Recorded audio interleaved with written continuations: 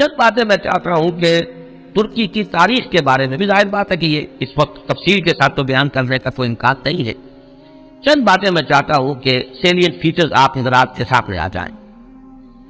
یوں سمجھیے کہ 13ویں صدی عیسوی، یہ 20ویں صدی عیسوی ختم ہو رہی ہے، آج سے 700 سال پہلے کے ماحول میں آپ جائیں. اس وقت خلافت بنو عباس کا خاتمہ ہوا. 1258 عیسوی میں فال آف بغداد، تاتاریوں کے ہاتھوں بغداد کی تباہی ہوئی اور خلافت بنو عباس کا چراغ گل.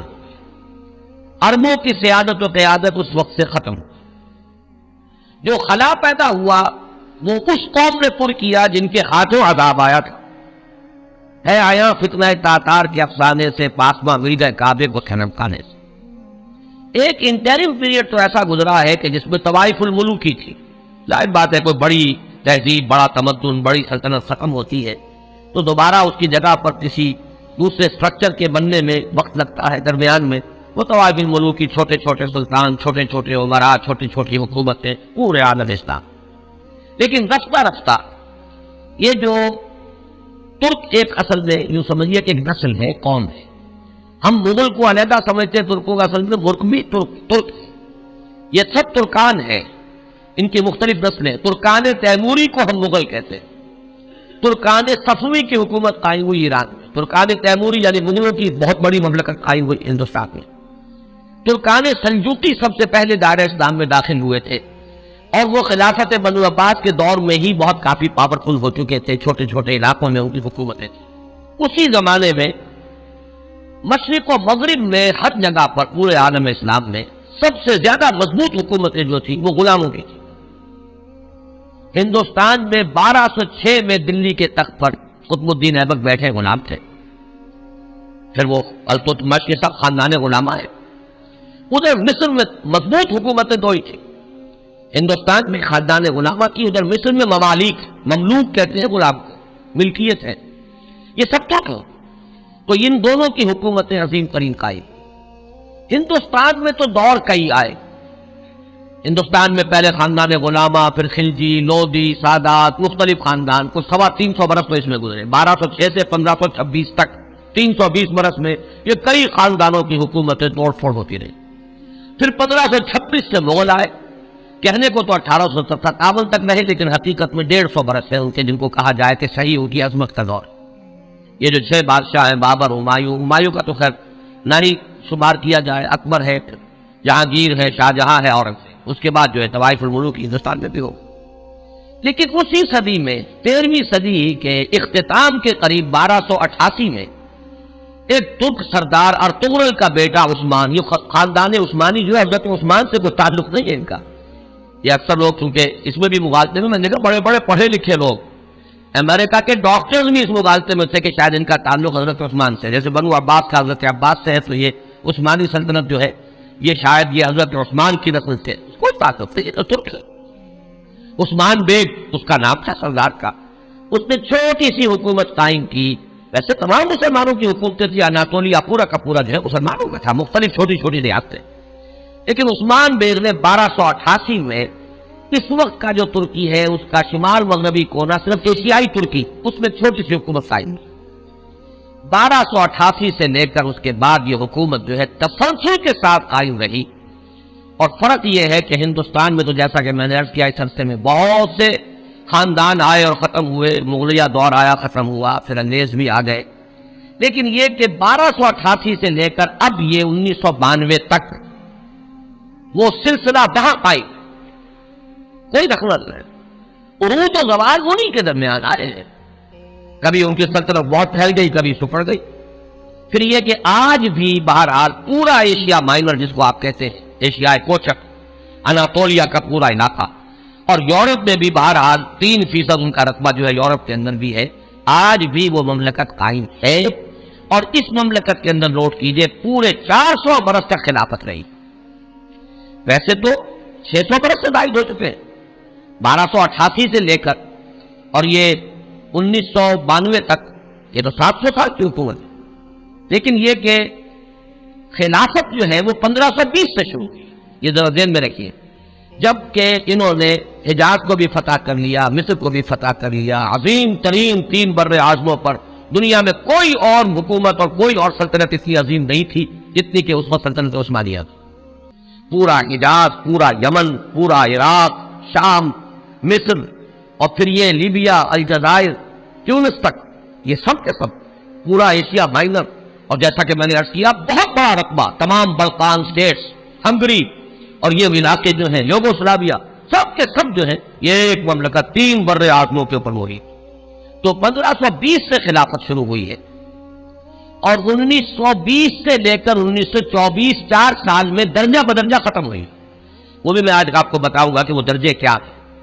ایک دم ختم نہیں ہوئی، اس کے اندر کچھ وقت لگا ہے، 4 سال کے عرصے میں وہ نیچے گری ہے، 400 برس تک قائم رہی، اور 4 برس میں پھر وہ زمین ہوئی۔ اور خاص طور پر یہ پوائنٹ نوٹ کرنے کا ہے کہ بقیہ جو خلافتیں تھیں، خلافت بنو امیہ، خلافت بنو عباس، خلافت، ان سب کو تو چیلنج کرنے والے کوئی نہ کوئی سامنے آتے ہیں۔ بنو امیہ کی خلافت کو چیلنج کیا پہلے حسین ابن علی نے رضی اللہ تعالی عنہما، پھر حضرت عبداللہ ابن زبیر نے رضی اللہ تعالی عنہما، پھر یہ کہ خلافت بنو عباس کو چیلنج کرنے والے حضرت زید، حضرت حسن کی اولاد میں سے رضی اللہ تعالی عنہ، پھر انہیں کی اولاد میں سے ایک اور نفس زکیہ اٹھے جن کا نام اصل میں محمد ابن عبداللہ ہے، نفس زکیہ ان کا لقب ہے۔ تو ان خلافتوں کو چیلنج کرنے والے اٹھے ہیں، لیکن یہ بات نوٹ کر لیجئے پورے 400 برس میں پورے عالم اسلام میں ترکوں کی خلافت کو کسی نے چیلنج نہیں ہے، متفق علیہ خلافت پورے عالم اسلام میں، اگرچہ پورا عالم اسلام ان کی حکومت میں شامل نہیں تھا، خلافت کو مانتے تھے، جہاں کہیں کوئی حکومت بدلتی تھی وہاں سے منگواتے تھے اپنے لیے سند، اور پورے عالم اسلام میں خلیفہ کا نام لیا جاتا تھا خطبوں کے۔ تو اس اعتبار سے یہ بہت ہی ایک غیر معمولی بات ہے، 400 برس تک خلافت کا جاری رہنا، اور وہ اس شان کے ساتھ کہ اس کو کسی وہ انڈسپیوٹڈ مجمع علیہ متفق علیہ خلافت رہی۔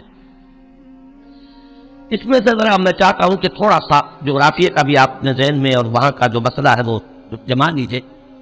اناطولیا وہ تو آپ نے نقشے کے اندر دیکھا ہوگا، کافی بڑا رقبہ ہے، اور اصل 97% ترکی موجودہ جو ہے وہ اسی میں، 3% جو ہے یورپ میں۔ اس کی آبادی کوئی 5.5 کروڑ ہے، آبادی کے لحاظ سے پاکستان کا نصف ہے تقریباً۔ اس میں سے 1 کروڑ کے لگ بھگ صرف ایک شہر استنبول ہے۔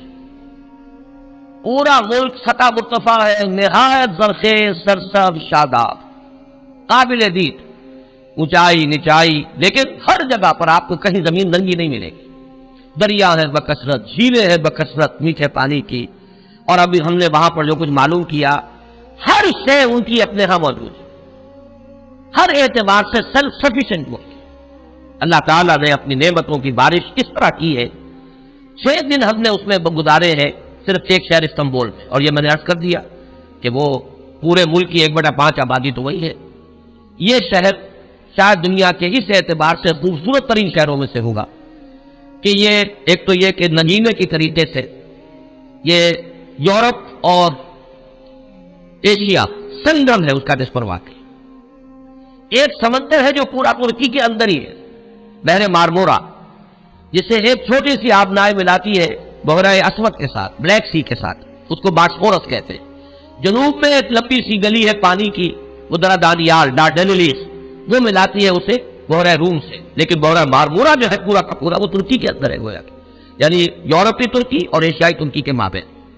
اور استنبول شہر جو ہے وہ بہت خوبصورت، اور عظمت پارینہ اگر مسلمانوں کی دیکھنی ہے تو شاید دنیا کا کوئی اور شہر نہیں ہے کہ جو ہم پلہ ہو، جتنی عظیم مسجد ہے، عالی شان مسجد ہے، اگرچہ اس وقت ان کی مینٹیننس نہیں ہے، برا حال ہے، خستہ حال ہے۔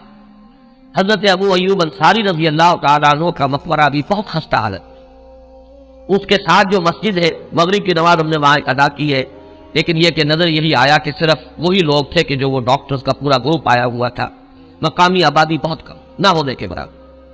اس اعتبار سے عظمت پارینہ دیکھنی ہو تب بھی جا کر دیکھیے، اور اسلام کی بے چارگی دیکھنی ہو تب بھی وہیں جا کر دیکھیے۔ یہ دونوں کنٹراسٹ آپ کو وہاں نظر آئیں گے کہ عظیم ترین مسجد ہے وہاں ہے۔ ہماری بادشاہی مسجد تو اپنے یعنی یوں سمجھیے کہ صحن کے رقبے کے اعتبار سے ہم کہہ دیتے ہیں دنیا کی سب سے بڑی مسجد ہے، لیکن وہ تو صحن ہے، باقی یہ کہ ان کے جو عظیم و شان ہال انہوں نے بنائے تھے، جتنے عظیم، جتنے بلند، ان کو دیکھ کر انسان حیران رہ جاتا۔ سلطان محمد فاتح کی مسجد، سلطان سلیمان کی مسجد، ایک ایک مسجد ان میں سے جو ہے اپنی جگہ پر عظمت کا بہت بڑا نشان۔ اگرچہ جیسا کہ میں نے عرض کیا، اس وقت حالت جو ہے ان کی اکثر و بیشتر خستہ ہے۔ ایک دن کے لیے ہم برسا، ایک شہر برسا اس وقت کہلاتا ہے، یہ بروسا ہے پرانا، بے رے واو صاد ہے۔ اور جب سلطان ارطغرل کے بیٹے سلطان نے عثمان نے جب سلطنت قائم کی تھی تو پہلا دارالخلافہ یہی تھا۔ یہ ایشیائی حصے میں ہے، تقریباً کوئی 150-200 میل کا فاصلہ ہوگا استنبول سے۔ وہاں کے حالات مختلف ہیں۔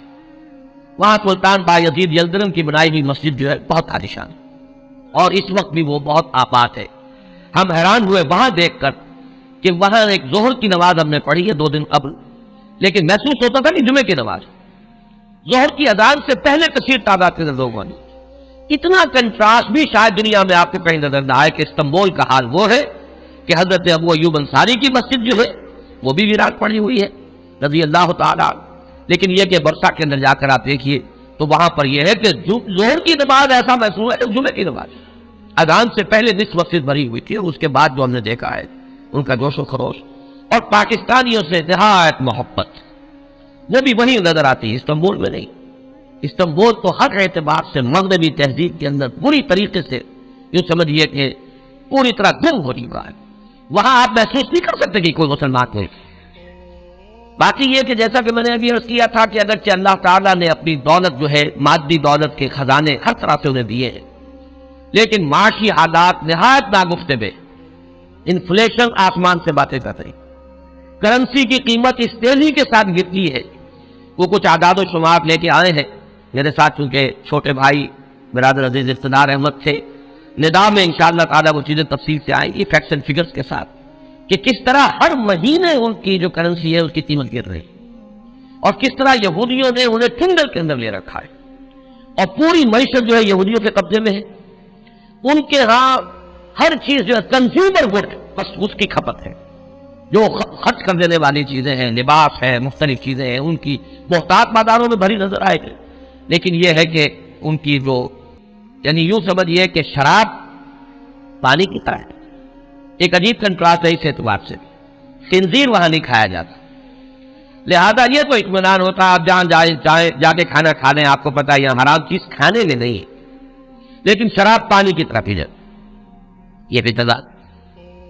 یہاں تک کہ واقعہ یہ ہے کہ ہمارا ایک گائیڈ تھا، اس نے کہا بڑے ہی فخر کے ساتھ، ایک جگہ جب ہم جا رہے تھے حضرت ابو ایوب انصاری رضی اللہ تعالیٰ عنہ کی مسجد کی طرف، اس نے ایک علاقہ بتایا، اور اس نے کہا یہ اتنے ریسٹورانٹ جو آپ کو نظر آ رہے ہیں یہ سب شراب اور ہر جگہ ہے، لیکن رمضان میں یہ سب بند ہوتے ہیں، رمضان میں ہم شراب نہیں پیتے۔ ہم نے کہا رمضان ہی میں نہیں پیتے تو یہ باقی شراب باقی تو پیتے ہیں۔ کسی نے پوچھ لیا کیا روز؟ کیا روز پیتے؟ وہ بالکل کوئی اس کے اندر کوئی گلٹی کانشنس، کسی طرح کی کوئی انہیبیشن، کوئی کسی درجے کی کوئی شرمندگی ختم نہیں، لیکن رمضان میں یہ سب بند ہوتے ہیں رمضان کے اندر۔ تو میں نے کہا کہ اللہ کرے کہ یہ رمضان ہی پورا سال ہو جائے، کوئی ایسی شکل بن جائے کہ پورا سال ہر روز عید نے اس کے حلوہ خورت کسے، اللہ کرے کہ پورا سال جو ہے وہ رمضانی کی شکل بن جائے، تاکہ وہاں سے شراب کی لعنت کا خاتمہ